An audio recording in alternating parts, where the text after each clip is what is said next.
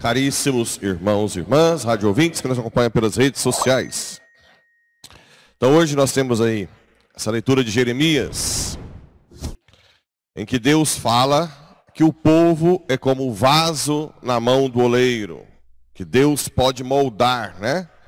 Se você vê o texto total, total de Jeremias nesses versículos, lá diz assim, ó, um povo que estava para receber um castigo,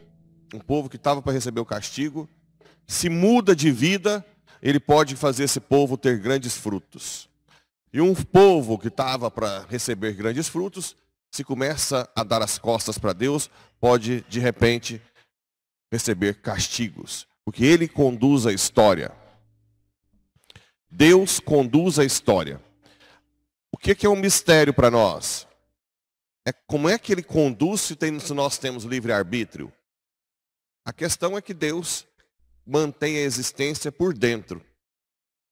E ele pode ou iluminar a inteligência de uma pessoa mais humilde, ou cegar a pessoa soberba. Então, com esse aspecto, ele pode endurecer corações, amolecer corações, iluminar a mente. Então, ele não mexe no livre-arbítrio. Mas ele mexe na capacidade que a gente tem de ver o que é certo e o que é errado. E nós, como dizia São Tomás de Aquino, todo ser humano tende ao bem, nunca ao mal. Mesmo quando um ser humano faz o mal, ele acha que está fazendo bem. Ou seja, a pessoa que vai para o inferno, ela não vai querer no inferno. Ela vai porque não consegue ver Deus como um bem. Os pecados, o orgulho cega a pessoa na hora da morte. Deus oferece a sua misericórdia, mas a pessoa não vê, não quer. Ela se volta para si mesma e não vê a misericórdia de Deus. Por isso que quando você reza por alguém, antes de morrer ou depois de morrer, Deus pode, pela sua oração, se revelar àquela pessoa na hora da morte. E ela, vendo que Deus é um bem, ela aceita a misericórdia de Deus. Entenderam mais ou menos? Não mexe no livre-arbítrio.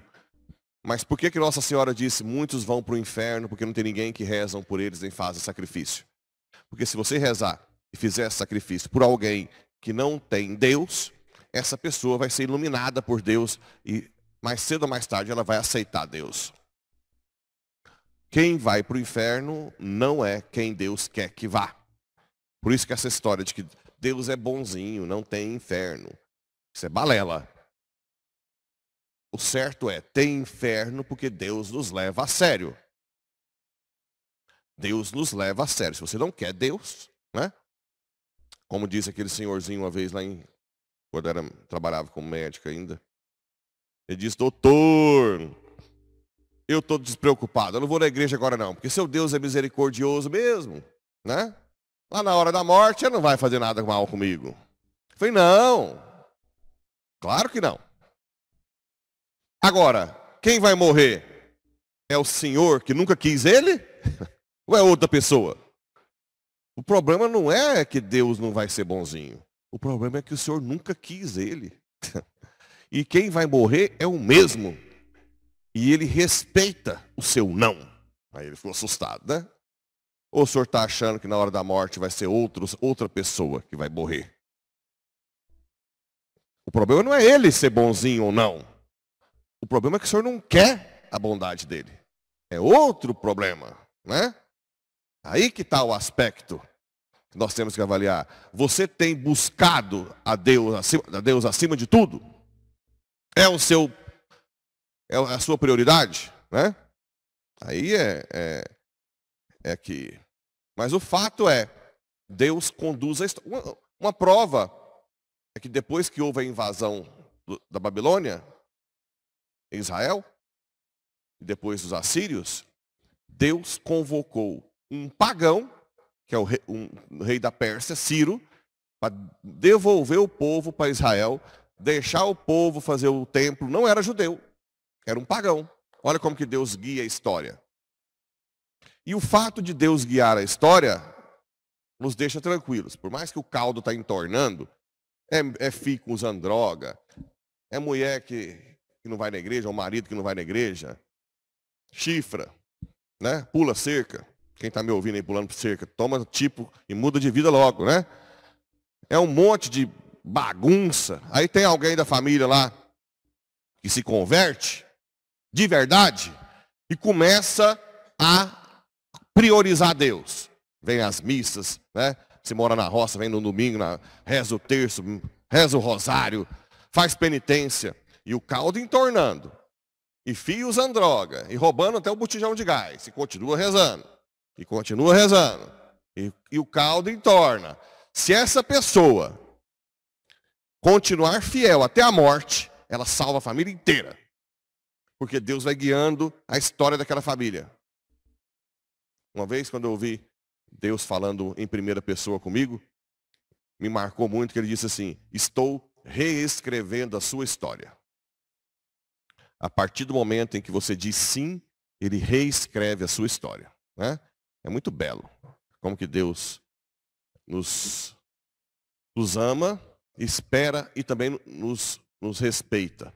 Tanto o sim quanto o não. Se você quer ser sempre uma pessoa fechada, difícil, ele respeita. Você pode estar na sua família, você vai ser uma tranqueira de enjoado, no trabalho, na igreja, você pode ficar de pendurado aqui de noite. Se você não quiser mudar de vida, você não muda. Vai ser sempre, por isso que tem gente da igreja de 15, 20, 30 anos que é uma porta, né? Insuportável, mais enjoado que qualquer um lá de fora. E vai morrer assim. Até a cinza vai ser torta, se mandar cremar, né? E estava na igreja, pastoral tal, pastoral tal, pastoral tal. Mesmo que a cana está rachada, quase, ele não termina de rachar. Mesmo que a chama está fumegando, pronto, ele não termina de apagar. Ele respeita, né? Bem, e o Evangelho? O Evangelho, o reino dos céus é como uma rede lançada, né? Aí tem peixe de todo jeito. No final dos tempos, vai ter um monte de gente da igreja, da família, do trabalho que vocês estão, que vão ser separados.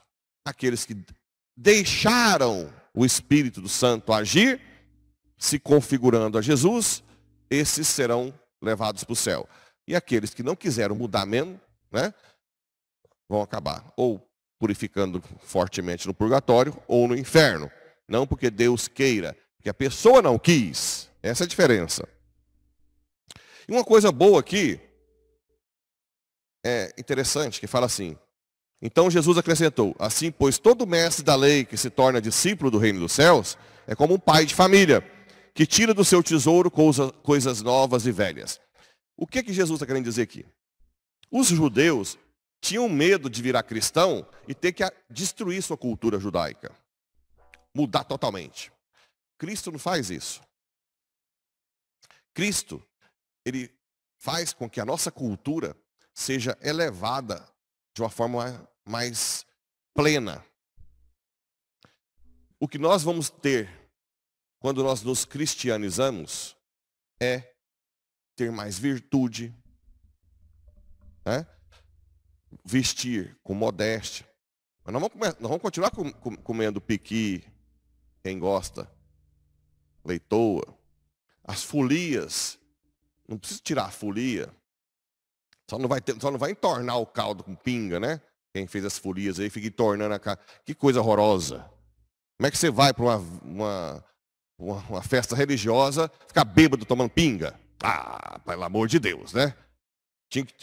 Eu acho que eu vou acrescentar um chicote para aquele palhaço, para pegar quem está de pinguço de chicote, né? Que falta de vergonha. Nós temos que ter uma festa religiosa com o quê? Com temperança. Uma talagradinha de pinga assim, não tem problema não. Antes do almoço, pouquinho. Tem até os da alambique, né? Agora, você vai entornar o caldo, E se não dá conta, para de beber, ué. Não é assim? Tem gente que não dá conta de beber. Não nasceu para isso. Agora, para que misturar festa religiosa? Então, se você se converte, você vai participar da folia, mas de outra forma.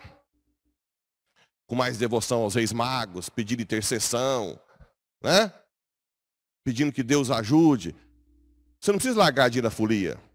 Você vai gostar de música sertaneja, mas não essas músicas sertanejas fala de chifrudo, que a mulher é melhor, né? A mulher dos outros que a minha. Você vai selecionar. Talvez um modão de viola, mais, né? Você vai vestir, as mulheres não vai vestir que as chapéuzão e o shortinho aqui em cima, né? Quase do rego. Não, aí. Não vai pôr uma calça. Então, não é que Deus vai chegar e acabar com a gente. Ele vai elevar a um nível sobrenatural. Ele vai te dar uma capacidade de viver a sua cultura de forma diferente. Com temperança, com modéstia, com virtude. Mas nós vamos continuar goianão. Não é assim? Por isso que eu falava, agora eu diminui um pouco de falar um pouco errado nas homilias. A Pascom, às vezes, tem dificuldade quando eu falo almoço, esses trem, né? Aí eu tenho que diminuir um pouco, porque depois como é que chama? Lá na legenda lá, fica difícil de achar as palavras, né? Mas o jeito de ser goianão não muda. Se Deus me santificar, me fazer muito, vai ser. Então não precisa ter medo de que Jesus vai jogar fora a sua história. Não, mas você vai se portar de uma forma diferente. Você vai ser sal. Você vai ser luz. Né? Luz do mundo. Essa é a diferença. Então vamos ficar tranquilos. Deixe o Espírito Santo agir.